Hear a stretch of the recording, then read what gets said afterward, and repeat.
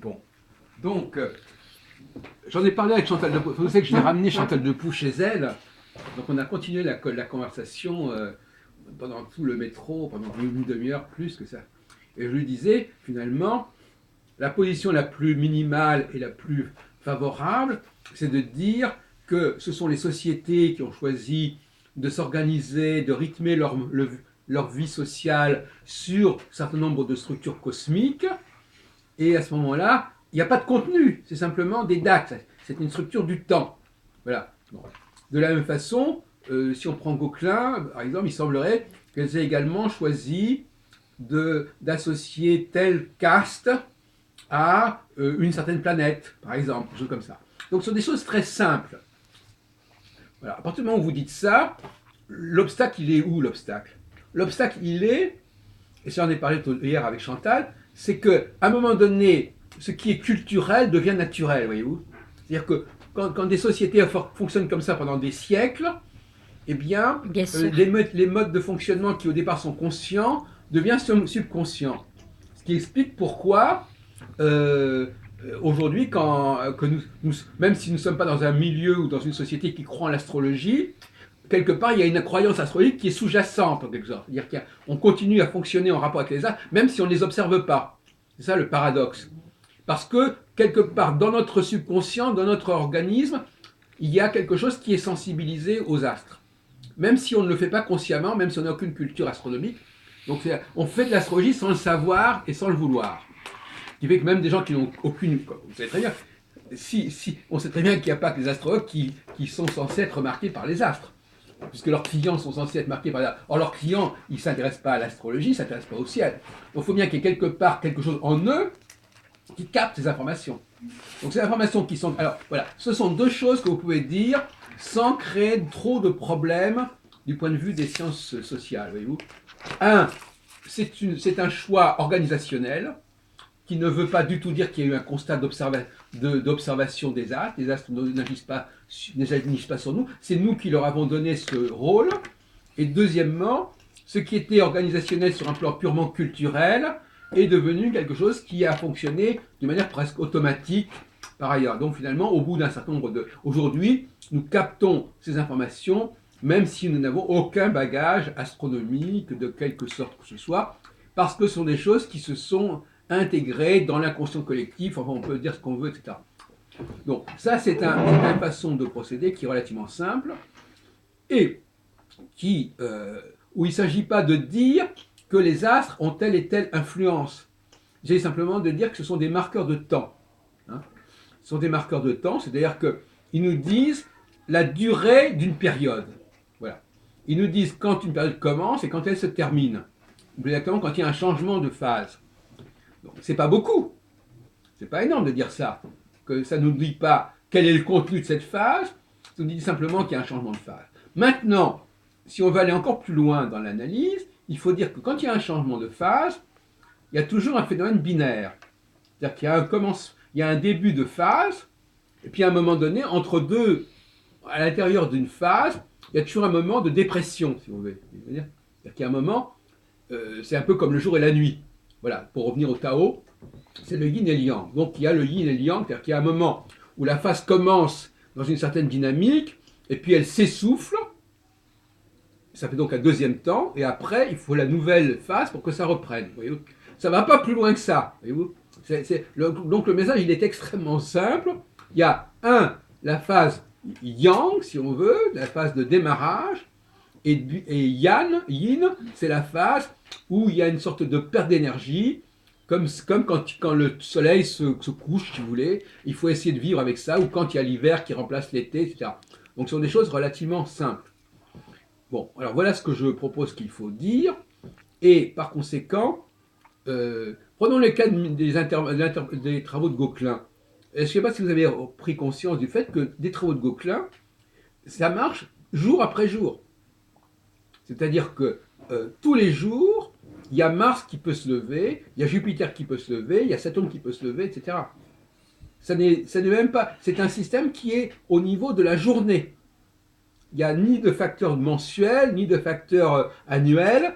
C'est un processus qui fonctionne tous les jours, la planète va se lever, va culminer. Donc voyez-vous, c'est pas du tout... c'est une astrologie.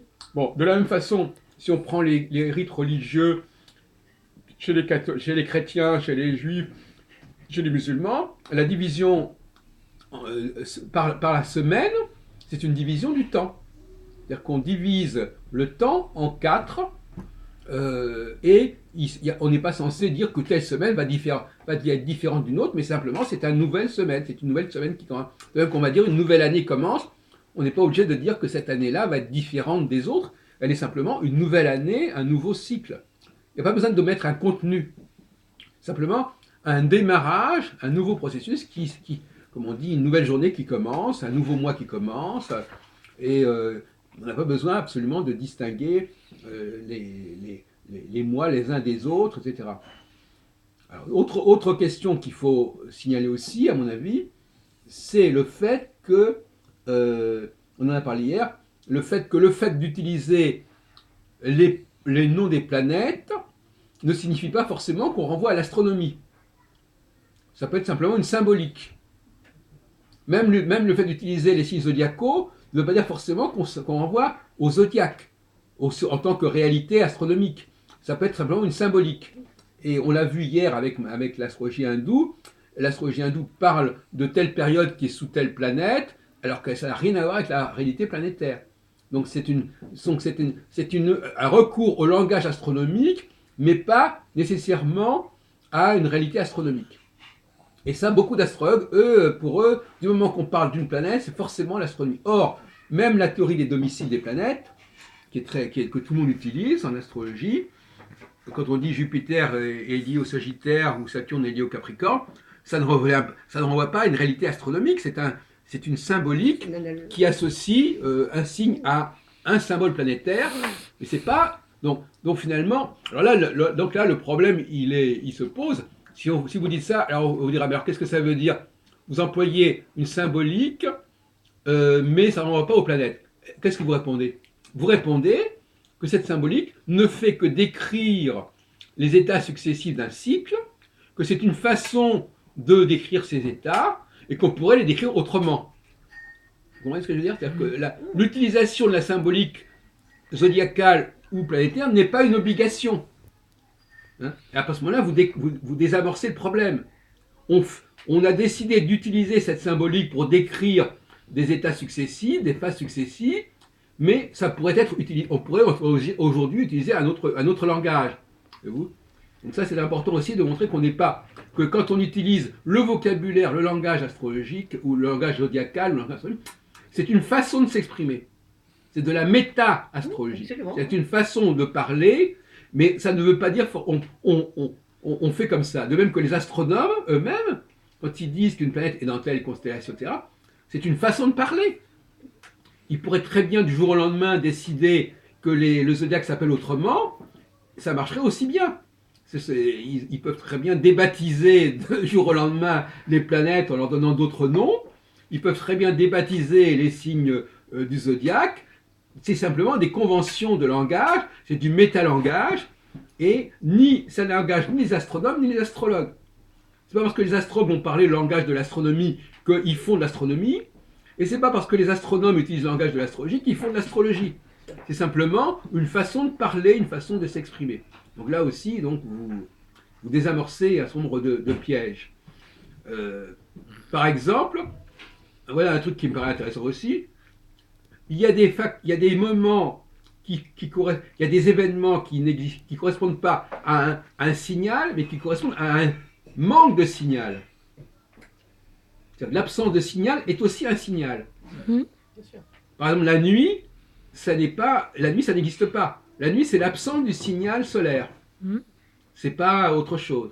Donc, quand il y a un événement qui se produit sur Terre, ça peut être lié à une configuration qui existe réellement, mais ça peut être aussi lié à l'absence de configuration. Oui, tout à fait d'accord. Parce que l'absence de configuration crée une dépression, crée une vacance, crée un problème. Oui. Il n'y a pas besoin d'avoir une planète qui va créer ce problème. Simplement parce que la planète dominante est fragile, elle est en éclipse. Absolument. Donc ça permet de simplifier le modèle. Puisqu'au lieu d'avoir un facteur A et un facteur B, vous avez le facteur A qui passe par une phase d'éclipse. C'est- Donc vous n'avez pas besoin d'avoir un autre facteur qui intervient. Voyez-vous ce que je veux dire? Ah, mais je suis tout à fait d'accord. Donc là encore, on Je va vous vers suis. ce qu'on appelle Ouais. l'économie du modèle, ce qu'on appelle Ouais, c'est le ouais. rasoir d'Occam. C'est-à-dire qu'on utilise, on essaie d'être avare de son modèle. Au lieu d'avoir un modèle, vous savez, arachnéen, multiforme, etc., qui va dans tous les sens, qui est ramificateur, on a un modèle qui est extrêmement simple, Mm. avec A et non A. Hein? Oui, oui. Ou bien c'est là, ou bien c'est pas là. Mm. Par exemple, moi je travaille sur la notion de conjonction, Mm. ou bien la conjonction est là, Elle est pas- ou bien elle n'est pas là. C'est comme chez Pavlov. C'est-à-dire, ou bien la conjonction, elle est un phénomène visible, on voit deux facteurs qui se réunissent, et quand ces facteurs ne sont plus ensemble, il y a un non-signal. Mais ce non-signal est lui-même un signal. Si je n'ai plus la lumière de quelque chose, comment je fais? Si je suis en vacances, s'il y a une perte d'information, comment je fais? Voilà. Donc on est obligé d'inventer une solution de rechange. Cette solution de rechange, c'est simplement le fait de compenser un signal qui est là par un non-signal qui va me par exemple, imaginons par exemple qu'un homme politique meurt. Sa mort va créer un vide. Et oui, Ouais. l'absence. Bon. Ouais. Et cette absence va créer va créer de l'information, va créer des événements. Hein? Des Comment conséquences. fait-on pour remplacer quelqu'un qui meurt? La présence et la On va le remplacer par quoi? Mhm. On va peut-être le remplacer par une équipe. Alors, parfois, il y a parfois un type qui meurt et on voit bien que personne ne veut le remplacer. On va demander à une équipe de le remplacer. Donc c'est le passage du 1 au pluriel. C'est-à-dire, on a un personnage majeur Oui. et quand ce personnage majeur n'est plus là, eh ben, on va essayer de faire le travail par plusieurs personnes, par exemple. Moi, je trouve, ça, pour moi, enfin, je dis ça personnellement, je trouve que c'est très important. Mm. Le passage Ah du ouais. 1 au pluriel. Tout à fait. Tout d'un coup, on voit que c'est ce qui a passé. On voit que la personne qui était au centre, elle n'est plus là ou elle n'est plus capable parce que elle-même, elle dépend de cette énergie. Donc, si le signal n'est plus là, le chef ne reçoit plus l'énergie qu'il faut, n'est plus motivé par ce signal, donc il ne fait plus l'affaire et donc il n'a plus l'ascendant, il n'a plus l'autorité. C'est ce ça a donné par exemple le printemps arabe en 2011. Tout d'un coup, il y a un discrédit de l'autorité. Or, pour moi, si on me pose la question, l'astrologie nous parle du leader. Voilà. Elle nous dit qu'à certains moments, il y a une autorité forte qui s'impose. À d'autres moments, cette autorité, elle n'est plus là. Et on remplace cela par des solutions de substitution qui sont par exemple les assemblées, qui sont les foules. Enfin bon, il y a tout un processus comme ça qui Compense. qui va chercher à compenser cette absence. Et puis, à un moment donné, le leader reprend de l'énergie, il revient au premier plan, et ça continue comme ça indéfiniment. Pour parler de prévention, ben, il faut savoir qu'à certains moments, il y aura une crise de l'autorité. Mais actuellement, ce n'est pas le cas. Parce qu'en 2015, en 2016, on nous parle de l'état d'urgence, au contraire, c'est l'autorité qui s'impose, qui s'affirme.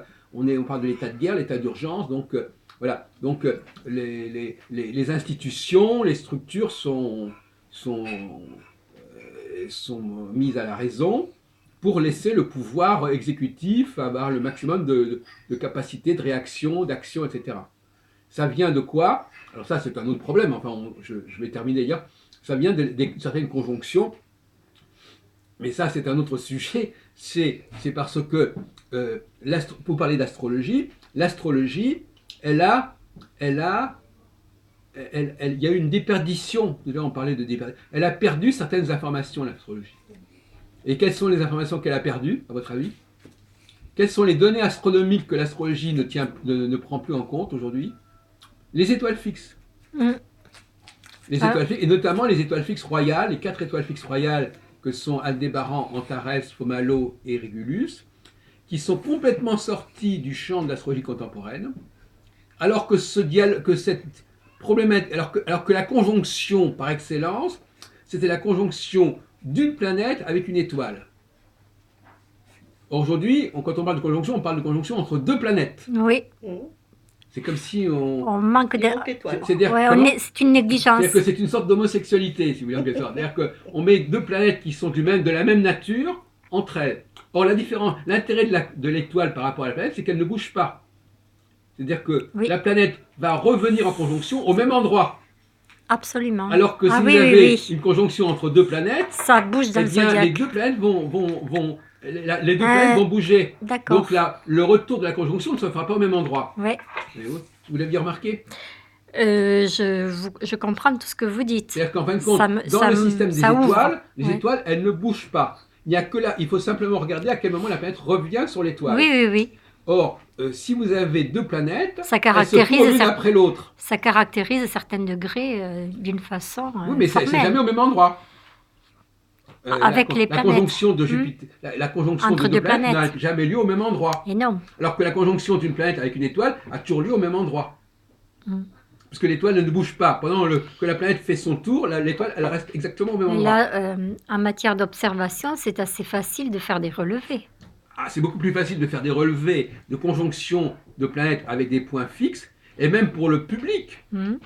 Autrefois, les gens regardaient le ciel, ils attendaient que la conjonction se fasse, et ils savaient où était l'étoile qui devait être rejointe par la planète. Ah oui, oui. Donc ils savaient d'avance où elle était toujours au même endroit, et ils attendaient que cette planète se rapproche de cette étoile pour démarrer un nouveau cycle. Et donc on savait qu'à ce moment-là, il y aurait un nouveau chef qui viendrait, il y aurait une nouvelle autorité, l'État se reconstruirait, se réaffirmerait, et puis qu'à un moment donné,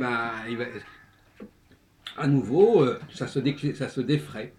C'est-à-dire qu'il y aurait un déclin. Voilà. Donc c'est simplement pour dire, voilà le genre de discours, de schéma qui est relativement simple, qui ne dépendent pas de l'astrologue professionnel. Tout le monde peut comprendre ce système-là. Il n'y a pas de... Bon, alors ça a des limites, évidemment. Moi, c'est ce que j'appelle des replis stratégiques. Un repli stratégique, c'est-à-dire, voilà, bon, on renonce à ça, mais on occupe cette position en force. Moi, je pense que l'astrologie a intérêt à choisir des points stratégiques où elle est vraiment en position de force, plutôt que d'aller sur les plates-bandes des autres disciplines. Or, dans le domaine de tout ce qui est la cyclicité sociale, il n'y a pas de concurrent véritablement de l'astrologie. Et comme je l'expliquais hier à Chantal, quand on nous annonce des élections présidentielles législatives, c'est de la pseudo-astrologie. C'est-à-dire qu'on nous fixe des dates, des durées, on nous fixe des cycles. Donc en fin de compte, nous vivons toujours, ma chère Véronique, nous vivons toujours avec cette nostalgie, cette idée d'une société qui a besoin de se structurer de façon cyclique, nous l'avons en plein aujourd'hui encore. Oui.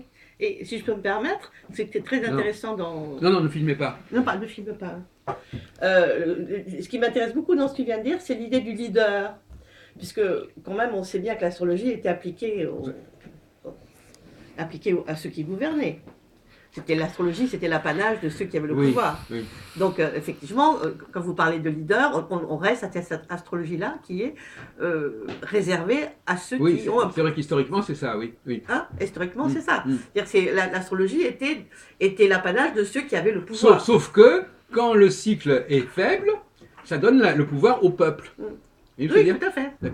Lorsque le leader, quand on dit quand le chat n'est pas là, les souris dansent, c'est-à-dire qu'effectivement, donc il y a cette dualité. C'est-à-dire qu'effectivement, à un moment donné, le leader, on a vu ça au printemps arabe, les leaders tombent de leur piédestal et sur les foules qui envahissent l'espace et qui remplacent le leader en quelque sorte, jusqu'à ce que de nouveaux leaders émergent. Et alors aussi, je voudrais terminer sur notre point, il faut que ce soit des cycles relativement courts. Alors, regardez la durée des élections. Généralement, les gens sont élus pour 4 ans, pour 5 ans, pour 7 ans. Ce n'est pas des élections sur 10 ans, 50 ans. Oui. Or, aujourd'hui, quand un astrologue vous dit que Pluton revient en bélier tous les 250 ans, ça fait sourire. Parce que ça veut dire que telle situation ne se reproduira pas ou ne s'est pas produite pendant 2 siècles et demi. Vous comprenez? C'est pas sérieux. Les sociétés aujourd'hui sentent très bien que les cycles qui les intéressent sont des cycles qui vont pas durer plus de 7 ans. Voyez-vous? Je renvoie d'ailleurs à la Bible avec les 7 vaches grasses et les vaches grasses. Voyez-vous, il ne faut pas inventer des cycles. Alors, il ne faut pas non plus que ce soit des cycles annuels. parce que c'est pas très intéressant les cycles annuels. Il ne faut pas non plus que ce soit des cycles de 30, 40, 50 ans.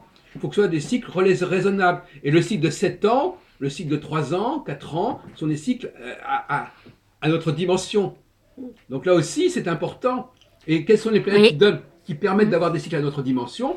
Ce sont les planètes intermédiaires. Jupiter. Non, même pas. C'est Jupiter, c'est Saturne, c'est Mars. C'est les planètes intermédiaires. Ce n'est ni le Soleil, Vénus, Mercure qui sont annuels, ou même pas, ni Saturne, ni Uranus, Neptune, Pluton, qui ont 84 ans, 165 ans. Ce sont les planètes du milieu. C'est les planètes qui étaient les plus lentes avant qu'on nous découvre en 1781 les autres. Oui. Donc il y a aussi une question de dimension du cycle. Pour être en phase avec notre société actuelle, si vous dites aux gens que l'astrologie fixe des cycles de 3 ans ou 4 ans, ils ne vont pas sauter au plafond, parce que c'est ce que nous faisons avec notre constitution. Le rythme de nos élections, ils sont sur 4-5 ans. Aux États-Unis, on réélit un président de la République tous les 4 ans. Donc, c'est pour ça que je disais à Chantal que nous, on ne fait que dire que ce que vous faites, vous, avec votre cuisine électorale, qui détermine comme ça, on ne sait pas d'où ni comment, parce que quel point de départ pour ces cycles électoraux? Complètement ridicule, on ne sait pas. Pourquoi on ferait des élections au mois de mai donc il n'y a aucune justification. Pour quelle durée? Il n'y a aucune justification. Donc, vous voyez, donc ils essayent de faire. Donc ça montre bien que les sociétés actuelles sont en manque d'astrologie, puisqu'elles font une sorte de pseudo-astrologie. Elles inventent elles-mêmes des cycles de durée, elles fixent des dates, elles fixent des changements, et en fin de compte, elles n'en ont pas les moyens. Donc il suffit de dire, voilà, vous voulez de la cyclicité, on vous en donne, mais vous faites de la bonne cyclicité. Ne faites pas de la cyclicité en disant, voilà, parce que M. de Gaulle a démissionné en 69, on va commencer les élections à ce moment-là, ou parce que Pompidou est mort en 74. Donc, les raisons pour lesquelles les sociétés... moi, ce que j'appelle ça, la meilleure défense, c'est l'attaque. Oui. C'est-à-dire qu'il faut attaquer. Il faut dire, et vous, vos élections, vous les faites sur quelle base, vos élections? Oui. Qu'est-ce qui vous fait Pourquoi est-ce qu'on démarre? Pourquoi est-ce qu'on devrait avoir une élection en 2012? Et vraiment, parce que l'élection d'avant, c'était en 2005 ou en 2007. C'est une réponse, ça? Donc, vous voyez comment il faut c'est du préfabriqué. Vous leur dites, mais ça tient pas que ça tienne pas. Et pourquoi 5 ans? Ça correspond à quoi 5 ans? Ça correspond à quelle réalité? Et pourquoi les 5 ans commencent maintenant et pas dans 1 an ou dans 2 ans? Ils vont répondre, c'est comme ça s'est fait comme ça. C'est excellent. Donc, voyez-vous, il faut les attaquer, il faut les déstabiliser, en leur disant que l'astrologie, elle est capable de répondre à ces questions. De même, par exemple, je vais prendre un exemple encore plus énorme. Les Juifs, par exemple, pour ne parler que des Juifs, qui respectent religieusement le Shabbat. Vous leur demandez, mais pourquoi le Shabbat, c'est aujourd'hui? Pourquoi? Parce que c'est dans le calendrier comme ça? Mais qu'est-ce qui vous prouve que le calendrier n'a pas changé en 2000 ans ou 3000 ans? Qu'est-ce qui vous prouve que le samedi a toujours été respecté exactement à cette date-là? Votre Shabbat, il est fondé sur quelle configuration astrale? Sur rien du tout. Vous direz, c'est simplement, voilà, tous les samedis on fait ça, mais quel est le point de départ? Sur quelle base? Voyez-vous? Donc dès que les gens ont des structures de temps, que ce soit la semaine, que ce soit les mandats électoraux, etc., il faut les attaquer en disant, mais c'est basé sur quoi votre structure de temps? Comment savez-vous que c'est aujourd'hui le vrai Shabbat qui a été décrété il y a X milliers d'années? Qu'est-ce que vous en savez? Vous pouvez nous jurer que ça a été maintenu comme ça, religieusement, sans aucun problème? Vous imaginez qu'on ait pu garder... Alors s'il pour répondre, oui, mais c'est fondé sur la conjonction des phases de la Lune. Oui, mais c'est pas le cas. C'est pas le cas. La seule chose qui soit le cas dans les calendriers lunaires, c'est le début du mois. Le début du mois, chez les musulmans comme chez les juifs, c'est une configuration solilunaire. Mais les structures de la semaine n'ont aucune base, n'ont aucun fondement. L'idée du sourcier. Donc voyez-vous, rien que ça, vous rencontrez un juif et vous lui dites, mais votre Shabbat, d'où il sort qu'est-ce que vous prouvez que c'est ce jour-là que ça a lieu, ce Shabbat? Peut-être que c'était il y a 2 jours, peut-être que c'est dans 3 jours, qu'est-ce que vous en savez? Vous avez un critère qui vous permet d'être sûr que c'est... Alors donc on vous répond, c'est une habitude, on le fait depuis toujours comme ça. Mais vous vous rendez compte, quand on est des juifs et que les Hébreux ils disent qu'ils font ça depuis 4000 ans, vous croyez que réellement que ils peuvent être certains que c'est simplement une transmission culturelle qui est absolument certaine, etc. Ouais.